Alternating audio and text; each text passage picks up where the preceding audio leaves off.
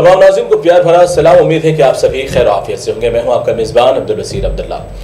नाज़रीन, Urdu media federation की जानिब से जिस तरीके से 2023 के आने वाले इंतखाबात और जो मौजूदा हालात हैं इंतखाबात को लेकर, तो मौजूदा जो रियासत तेलंगाना की हुकूमत है BRS की, तो इस BRS हुकूमत के अंदर ये 9-9.5 साल के अंदर क्या तरक्याती काम हुए और बिलखुसूस यहाँ के डेवलपमेंट और जिस तरीके से यहाँ पर हर मज़हब और हर मसलक को लेकर चलने वाली हुकूमत रियासत तेलंगाना है। और KCR साहब जिस तरीके से यहाँ के वज़ीर आला रहे 2 मरतबा, अब तीसरी मरतबा के लिए पूरी उम्मीद है।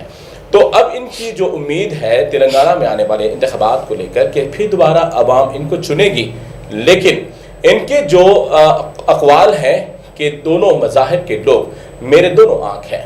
तो बिलखुसूस अगर हम बात करेंगे तो आज की ख़ास मुलाकात प्रोग्राम में अक़लियती के ताल्लुक़ से, अक़लियत का एक ऐसा बड़ा मुद्दा है जो यहाँ पर हर कोई करोड़पति या खरबपति नहीं होता।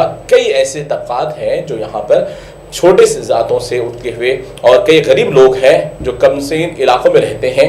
तो इन तमाम की तरक्की को लेकर बहुत बड़ी जिम्मेदारी एक अक़लियती चेयरमैन के ऊपर होती है। उन्हें एक बड़ा बजट मुख्तस किया जाता है। तो आज अक़लियती इदारे से ताल्लुक़ रखने वाले रियासत तेलंगाना के जनाब चेयरमैन मोहम्मद इम्तियाज़ इसाक़ साहब आज हमारे ख़ास मुलाकात प्रोग्राम में मौजूद है।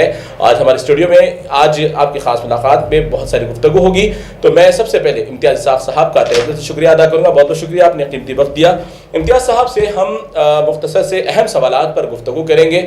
और नाज़रीन, अगर आपको भी इम्तियाज़ साहब से कुछ सवाल करना हो तो आप कमेंट के ज़रिए वो सवाल हम तक पहुँचाएँ तो ज़रूर हम चेयरमैन साहब तक पहुँचाएँगे।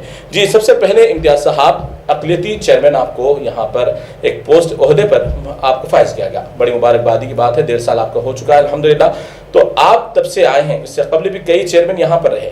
तो आपके आने के बाद अब तक अक़लियत को कितना बजट मुख्तस किया गया? अस्सलाम वालेकुम। आपने मुझे इंटरव्यू के लिए बुलाया, बहुत बहुत शुक्रिया आपका। जी, जो इंटरव्यू देख रहे हैं नाज़रीन सबको मैं अपना सलाम अर्ज़ करता हूँ। मैं चेयरमैन बनने के बाद जो स्कीमात पुराने थे हमारे जी, तो उसी के लिए बजट लाने के लिए मैं बहुत सी कोशिश किया। उसको CM साहब ने अग्री करते हुए बजट जो है अलॉट किया। जैसा कि हमने ड्राइवर इन ओनर का स्कीम एक है जी, ड्राइवर कम ओनर जी, वो स्कीम के तहत हमने अब तक जो है आज तक उसको जो है 30 करोड़ 44 लाख रुपए उसके ऊपर खर्च कर चुके हैं हम लोग। 30 करोड़? जी हाँ जी। तो उसमें जो है 815 लोगों को कार दे चुके हैं। 815 लोगों को कार दे चुके हैं, जो मारुति डिज़ायर कार होती है जी, जिसमें 60% गवर्नमेंट ऑफ तेलंगाना का सब्सिडी होता है जी। बाकी का अमाउंट जो है बैंक लोन रहता है। तो इसके लिए हम लोग जो है टोटल जो है 30 करोड़ पहले किए थे, 7 करोड़ हमने परसों खर्च किए हैं हाल में 1-2 महीने पहले। यानी 37 करोड़ के ऊपर 37 करोड़ 2014 के बाद से। जी। तो ये स्कीम इससे पहले हुक्मरान जो कांग्रेस का दौर था या TDP का दौर था, इससे स्कीमात नहीं थे। KCR साहब की हुकूमत ये चाहती है कि जो गरीब लोग हैं जी, तो उनके लिए गवर्नमेंट के कुछ ऐसे स्कीमात मिले, जैसा कि ऑटो। जी, उसके लिए हम ऑटोज़ भी दिए हैं, कम से कम 1700 ऑटोज़ हमने दिए हैं। 1700 ऑटो? 1744 ऑटोज़ हमने जो है 2014 से अब तक दिए हैं, जिसमें उसका बजट 12 करोड़ 66 लाख रुपये था। जी। तो ये भी जो है हम लोग इसकी भी जो है तकरीबन जो है 60% सब्सिडी के हिसाब से हम दिए हैं। जी। तो हमारी हुकूमत का मकसद होता है कि जो गरीब लोग हैं उन्हें अपने पैरों पर खड़ा हो जाए। जैसे आप देख रहे हैं कि अगर किसी का ऑटो लेके किराए पे चाहे तो 200-300 रुपये मिलते हैं। जी। तो KCR साहब ये चाहते हैं कि चाहे वो ऑटो हो या कार हो या कुछ और स्कीमात हो जो आवाम तक पहुँच सके, जो हुकूमत को वोट डालते हैं कुछ आस रखे कि गरीब कि हमारे तक कुछ उम्मीद होते हैं कि कुछ हासिल हो जाए। तो हुकूमत तेलंगाना ऐसे स्कीमात लाई है जो गरीब आवाम तक पहुंच सके। जी। सबसे पहले मैं कहना चाहता हूं कि हमारे पर जो हिंदुस्तान आज़ाद हो गया 75 साल हो गए जी, जिसमें 50 साल तो कांग्रेस ने हुकूमत किया जी, 17 साल TDP हुकूमत किया जी। दोनों ने मिलकर जो है ख़ासकर माइनॉरिटीज़ के लिए कोई ऐसे इदारे नहीं खोले जी, कि हमारे को हमेशा वोट बैंक की तरह इस्तेमाल किया। जी। हमको हमेशा जो है कभी BJP का नाम लेके, कभी सेकुलरिज्म के नाम पे हमारे वोट हासिल किए, लेकिन हमारे बच्चों को पढ़ाने के लिए कोई इदारे नहीं खोले। जो हमारे गरीब ख़वातीन जिनकी बच्चियों की शादी के लिए जो है वो चंदा करने के लिए जब फिरती थी, तो KCR साहब जब तेलंगाना आने से पहले कहते थे कि तेलंगाना जब आएगा, तेलंगाना आने के बाद जो है सबको जो है मैं तरक्की की तरफ लेके जाऊँगा, हर तबके के लोगों को साथ में लेके जाऊंगा, बराबर वादा था। केसीआर साहब ने सब में पहले दो चीज़ों को महसूस किया जी। एक ये महसूस किया कि अगर मुसलमानों में तरक्की होना है तो उनके घरों में तालीम होना जी, बराबर। देखिए पीछे 50 साल से हमारा मुत्तहदा आंध्र प्रदेश का पॉपुलेशन 1 करोड़ के आसपास, 1 करोड़ के ऊपर था जी, लेकिन हमारे लिए ना बजट थे ना हमारे लिए स्कूल्स थे जी, टोटल 12 स्कूल थे मुत्तहदा आंध्र प्रदेश में, सिर्फ 12 स्कूल थे जी। तो केसीआर साहब जब तेलंगाना बनने के बाद जब रेसिडेंशियल स्कूल्स की बात आई तो केसीआर साहब ने कहा कि सब में पहले मुसलमानों के लिए स्कूल खोला जाए जी।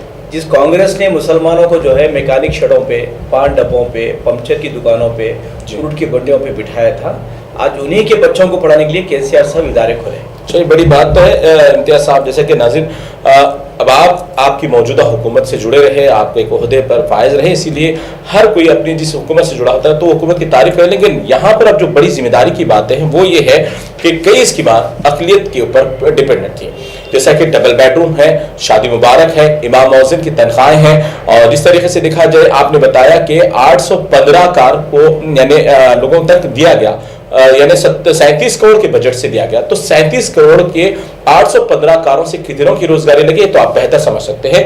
और बहुत सारी चीजें स्कॉलरशिप्स वगैरह भी है, उस पर मुख्तसर से सवालात करते हुए जवाब को मुकम्मल करेंगे ताकि आपको भी समझ में आ जाए कि क्या वाकई बीआरएस हुकूमत अक़लियत के इरादे से फायदा करी या नहीं। तो आपको सवाल यह है कि अब तक जो डबल बेडरूम की जो स्कीम थी, वो डबल बेडरूम की स्कीम में अब तक कितने लोगों को आपने डबल बेडरूम दिया है? कि हर असेंबली कॉन्स्टिट्यूंसी में जितने भी घर बने, कहीं 4000, कहीं 5000, कहीं 10,000, कहीं 6,000 बने। मुकम्मल कितने तेलंगाना के अंदर? तो वो तो पूरा हिसाब मैं तो देखा नहीं हूँ, लेकिन पूरा स्टेट का अगर हम देखें तो लाखों में रहता है इसको जी। तो इसके लिए खासकर जो है मुसलमानों के लिए जो है जहाँ आबादी के हिसाब से वहाँ पे डिप सिस्टम से ये जो है डबल बेडरूम सिलेक्ट किया गया है जी। तो उसमें रेशियो हमारा हम जो बोल रहे हैं 10% नहीं 20%, 30% भी बहुत सारे मुसलमानों को हाउसेस आए हैं जी, कहीं कम आए हैं, कहीं ज़्यादा आए हैं, लेकिन इसका ये मतलब नहीं है पूरा जो डबल बेडरूम हमारे को नहीं आए, बोलना गलत है। नहीं, बहुत सारी शिकायतें कमेंट के जरिए आती हैं। नहीं, देखिए जिसको नहीं मिलते हैं वही कमेंट करते हैं, मिलेस वाला कोई कमेंट नहीं करता, मुझे मिला बोल के कमेंट नहीं करता, जो नहीं मिला जिसको तकलीफ है वही कमेंट करता है। अंदाजा 50,000 के आसपास में कुछ लोगों को घर मिले, ज़्यादा मिले हैं, ज़्यादा बिल्कुल मिले। मैं एक एग्जाम्पल देता हूँ, पोचारम श्रीनिवास रेड्डी साहब की जो बांसवाड़ा काउंसिलेंसी है जी, वहाँ पे करीब 11,000 घरें बने जी। उन्होंने 4,150 घरें दिए मुसलमानों जी। तो मैं और कहीं भी मैं मिसाल दे सकता हूँ, तो ऐसे बहुत सी जगह है जहाँ पे अगर 200 घर बने हैं तो उसमें से कम 35, 40, 50 घर भी मिले हैं जी। तो आप रेशियो देख लीजिए आप। तो पुराने शहर की आवाम काफी से मुतासिर है, भी भी नहीं हासिल नहीं। देखिए पुराना शहर में मुस्लिम आबादी बहुत ज्यादा है जी, आप सबको मुतमईन नहीं कर सकते हैं बराबर, तो सबको मुतमईन करने के लिए वक्त होना पड़ता है जी। हमने डबल बेडरूम 9.5 साल काफी नहीं रहे? नहीं, डबल बेडरूम 9.5 साल पहले शुरू नहीं हुआ जी। लास्ट इलेक्शन का वादा था, उसको केसीआर साहब ने 4 साल के रफ्ता करते जा रहे हैं। 4 साल में आप कितने घर बना सकते हैं बोलिए आप? बराबर। अगर अपना मैं खुद अपना जाति घर बनाऊं तो 1 साल 1.5 साल आराम से जाएगा। तो ऐसे हजारों में अगर घर बनना है तो आपको वक्त लगता है, वक्त लगेगा। तो मैं एक ही कहना चाहता हूँ आवाम से, अगर आप कांग्रेस की 50 साल इफलासी अगर ख़त्म करना है, चाहे वो तालीमी मैदान में हो, चाहे वो डबल बेडरूम घरों में हो, चाहे कुछ अक़लियतों के लिए स्कीमात हो, उसको अगर आगे लेके चलना है तो केसीआर साहब को कम से कम एक 25 साल का मौका देना चाहिए।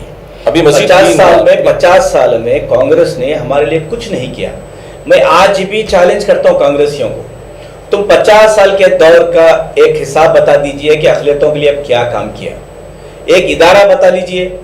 आज कांग्रेस वाले बोलते हैं कि बहुत से जो है स्कूल कॉलेजेस बंद हो गए बोल के बोलते हैं, लेकिन केसीआर, मैं खुद बोलता हूँ, जो बोलते हैं उनके बच्चे खुद इंग्लिश मीडियम में स्कूल में पढ़ रहे हैं। मैं ये चैलेंज करता हूँ, जो टीवी में आके बोलता है कि उर्दू मीडियम स्कूल बंद हो गए हैं, उन्हीं का बच्चा इंग्लिश मीडियम स्कूल में पढ़ता है जी। हमारी पॉपुलेशन के हिसाब से हम अगर उर्दू मीडियम में ज़्यादा अगर तुलबा को हम शरीक करेंगे तो उर्दू मीडियम स्कूल क्लोज क्यों होंगे? बराबर। तो लिहाजा जो है, और जो कॉलेजेस बोल रहे हैं, कॉलेजेस का बिल्कुल जहाँ पे वहाँ पे ना तो स्टाफ रहता था, बिल्कुल कई कॉलेज पोल्ट्री फार्म से कॉलेज खुले, क्यों?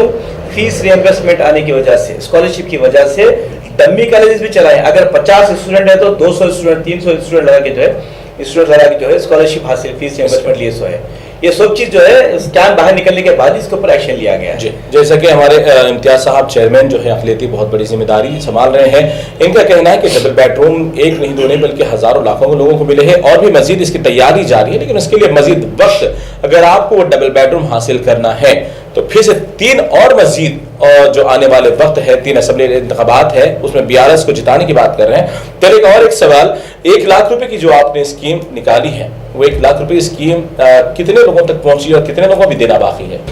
जो 1 लाख की स्कीम आप बोल रहे हैं हमने दिसंबर 19 को जो है 2022 को जो है एप्लीकेशन ऑनलाइन क्वालिफाई किया था जी, और जिसके 20 दिन जो है एप्लीकेशन ऑन रखे थे हम लोग जी, 2,16,000 एप्लीकेशंस आए। तो पहले 80% सब्सिडी थे जी। तो उसको हमने पहले मरहले में 1200 लोगों को दे दिया। 1200 लोगों को 1200 लोगों पहले को मरहले। 80% के हिसाब से दे जी। दिया हम लोग।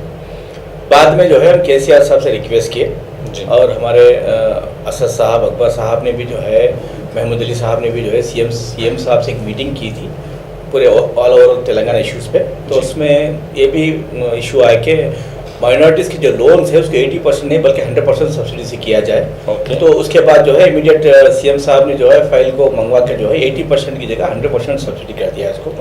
करने के बाद जो है इमीडिएट हमको 120 करोड़ रिलीज कर दिए। तो ये सब्सिडी का जो लफ्ज़ है बहुत सारे लोग उसको जानते नहीं कि सब्सिडी किसे कहते हैं, यानी ये 1 लाख रुपए उनको दिया जा रहा है तो ये कर्ज हसना इनको फिर दोबारा इनको अदा करनी है या नहीं? दोबारा अदा करना नहीं, ये 100% सब्सिडी से है। ओके। यानी कि 100% आपको जो अमाउंट दिया जा रहा है वो हुकूमत की तरफ से आपको छोटे मोटे कारोबार करके अपने पैरों पे इसको लौटाना नहीं है? इसको लौटाना 1 रुपया लौटाना नहीं है जी, बड़ी बात है। ये 100%। तो हमने अब तक 15,000 लोगों को दिया। 15,000 लोगों को? 15,000 लोगों को दिया। ओके। तेलंगाना बनने के बाद हम टोटल अब तक जो है इससे पहले भी जो है 16-17 में भी कुछ लोन्स थे 50,000 के, ऐसा कुछ 1 लाख के। तो अब तक हमने 31,254 लोगों को हमने लोन दिया, सब्सिडी हम लोन दिए, जिसका बजट 281 करोड़।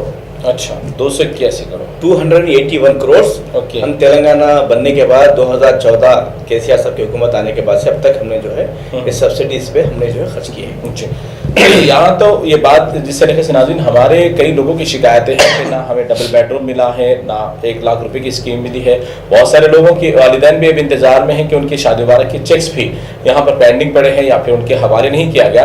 तो फिर एक जिस तरीके से 1 लाख रुपए की बहुत सारे लोगों को कन्फ्यूजन था कि 70,000 रुपये रख लेना है, 30,000 रुपये फिर उनको वापस अदा करना है, लेकिन हमारे चेयरमैन साहब का कहना है कि मुकम्मल तौर पर 100% सब्सिडी दी गई, यानी आपको सिर्फ एक तोहफे के तौर पर 1 लाख रुपए दिया गया ताकि आप छोटा मोटा कोई कारोबार कर सके। जी, शादी मुबारक के ताल्लुक से जो बेहतरीन स्कीम हमारी नज़र में, और यकीनन एक माँ बाप के लिए किसी 500 या 1000 रुपये की चीज़ खरीदना बड़ी मुश्किल होती है एक बच्ची के वालिदा के लिए, तो यहाँ पर जो स्कीम शादी मुबारक की निकाली गई है वो स्कीम के अंदर भी माशाल्लाह बहुत अच्छा बजट लाया गया।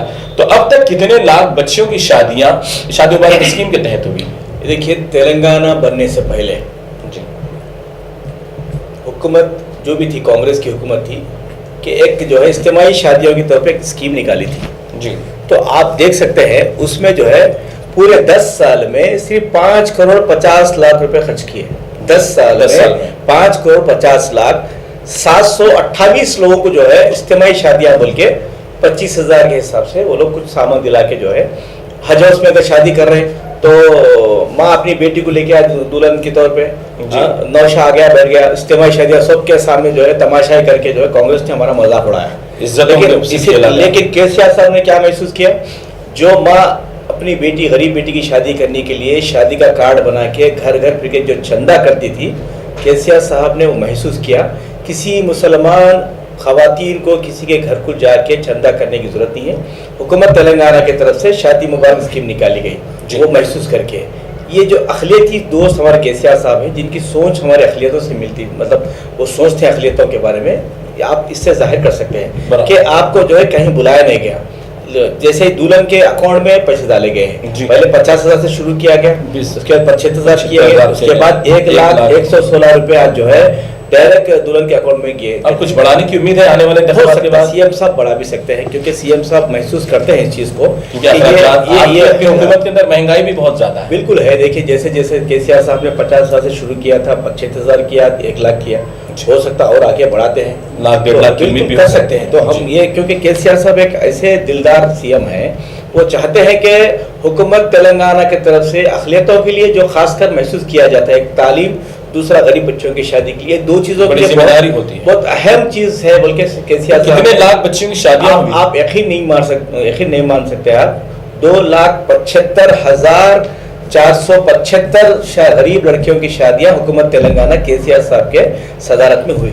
ये 2,75,000 दौर में जी 9.5 साल के दौर में बोल रहा हूँ मैं आपको। अच्छा। हाँ, जिसका बजट आप अंदाजा लगा लीजिए, जिसका बजट जो है 2033 करोड़ हम खर्च कर चुके हैं इसके ऊपर, शादियों पर, खाली शादियों पे। अच्छा। 2033 करोड़ किधर, कांग्रेस के 10 साल में 5 करोड़ किधर, ये गौर करने की बात है। बड़ी आप बात। अंदाजा लगा सकते हैं। बड़ी